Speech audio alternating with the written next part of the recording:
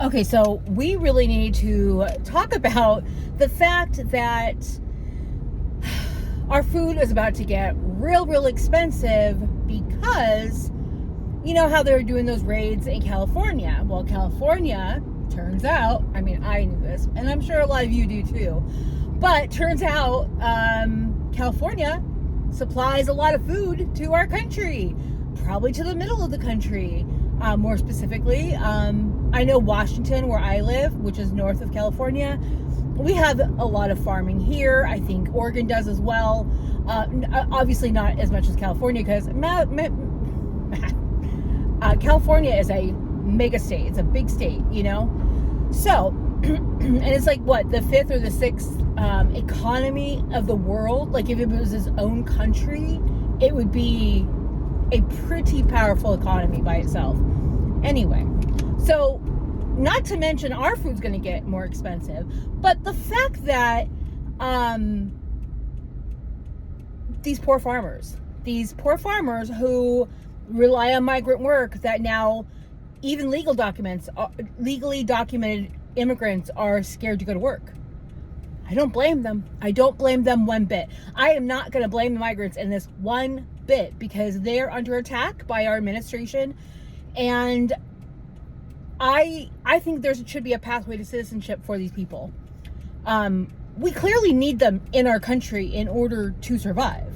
We clearly do, because come on, let's be honest.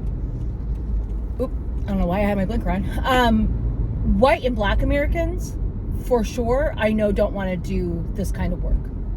I understand why black Americans don't want to do this kind of work, because slavery, that makes a lot of sense. And white people don't want to do it because, I mean, we cannot tolerate heat that well. At least I can't. Regardless of weight, I can't. Anyway, so plus it's hard work. It's back-breaking work, and no one wants to do that anymore. Now, I know migrants do that because, you know, it's jobs that they can do, and, you know, it kind of flies under the radar.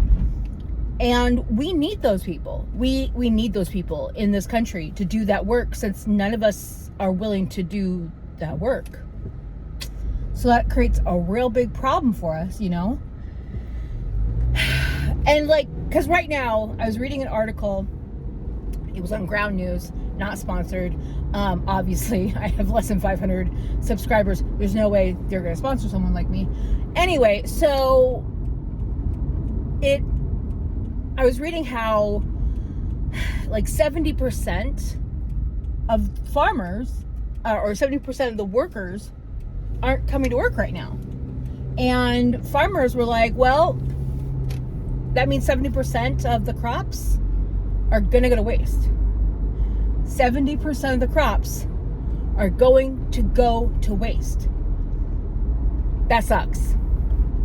That sucks for all of us, because that makes food far more expensive. And I do not think that is somehow an unintended consequence. I think that's actually 100% an intended consequence on us, because I think they're trying to do two things. They're trying to make it so people starve to death. I genuinely believe the Trump administration wants people to starve to death because of how they're doing things, you know? Republicans in Congress absolutely want people to starve to death, because they're okay with SNAP being taken away, and people will in fact starve or have to do awful things in order to feed themselves. The fact that they don't take care of the homeless crisis, but, you know, to be fair, neither does the Democratic Party at large. They've become more of the party of the rich and less of the party of the people, and that's a problem. So, and then the other one, twofold, they want to make us so we have to farm their lands. So we have to basically be in the land, be out harvesting and stuff. And because that's going to be one of the only jobs we can do at that point. Because all AI is going to take a lot of jobs in the next 2 years. A lot of jobs. A lot of programming jobs are going away. A lot of probably customer service jobs are going away. Low-level customer service. You're going to be talking AI. I'm so glad I don't work as a medical biller anymore, because, oh my God, you're probably going to end up speaking to AI when you have to call the insurance, which you have to call the insurance a lot when you're a medical biller. And it sucks. It sucks.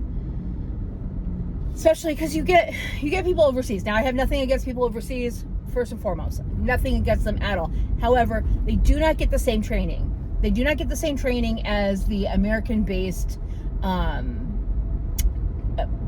customer service and insurance in the insurance industry. I know that because when I spent an hour on the phone not getting the solution I needed, asking for stateside, I get to stateside, and within 5 minutes she understands my problem and she fixes it, or tells me what I need to do. Or, well, they don't really tell you what you need to do, but anyway, we get to a solution. Anyway, so AI, and now that bill has passed the Senate, it's going back to the House. They're probably going to pass it. This is going to be awful for a lot of us. It's going to be awful for people who voted for Trump, even, like I said yesterday. And in fact, it's going to be more awful for them overall, to be honest, because a lot of them live in economically depressed areas where there was coal, and apparently they're giving subsidies back to coal. What are we doing? Coal? People do not need to go back into the coal mines, literally risk their lives and limb and lungs, because black lung is from coal mining, and it's just kind of awful all the way around. And yeah, that was the best way that a lot of people in those industries, or in those places, those economically now depressed areas, could survive, because they could get good paying jobs being a coal miner. Well, a lot of coal mines have shut down, and I don't think they're going to be opening back up anytime soon. I mean, it really feels backwards. Apparently they're not going to be as bad. I don't know. They're going to be as bad on green energy. I can't remember. I don't know if that provision got taken out. I don't know. Elon Musk was real mad about that. I mean, that makes sense because of Tesla, but I mean, it should make us all mad about that, because if it makes it more expensive to go to solar, more expensive to go to wind, which we need to largely do. I don't hate wind farms. I don't think they look ugly. I don't know why people do, but hey, cool. I mean, to each their own. I don't think solar farms look bad. I think they look fine. I don't think solar panels on houses look bad. I think it looks fine. Eventually I'd like to be able to do that, because my house needs to be rewired entirely anyway. But going back to the farming thing. So food's about to be more expensive. And that means less people will be able to afford it. More people will need to go to food banks. But less food banks are going to be able to survive, because some of them get federal grants. And this administration doesn't want to give federal grants to those things. So I don't know if we're going to have to rely more on churches that have food pantries. They used to way back when. I think some do in some areas. I mean, not many in my area, but we have Volunteers of America, and we have Salvation Army, which is more problematic. That's for the single adults, Salvation Army, but Salvation Army also is they don't like to help people that are LGBTQI+. So I think that's a problem. I think if you're a charitable organization, you cannot, I don't think you should be able to discriminate, but whatever. Volunteers of America helps families. They do not discriminate in that way. At least they didn't when I worked there over 20 years ago. But yeah, this is a mess. And I have no hopes for the House, stalling on it. They'll pass this even more outrageous, awful bill. And I mean, it's like the House made it bad, but the Senate was like, yeah, like I said yesterday, hold my beer.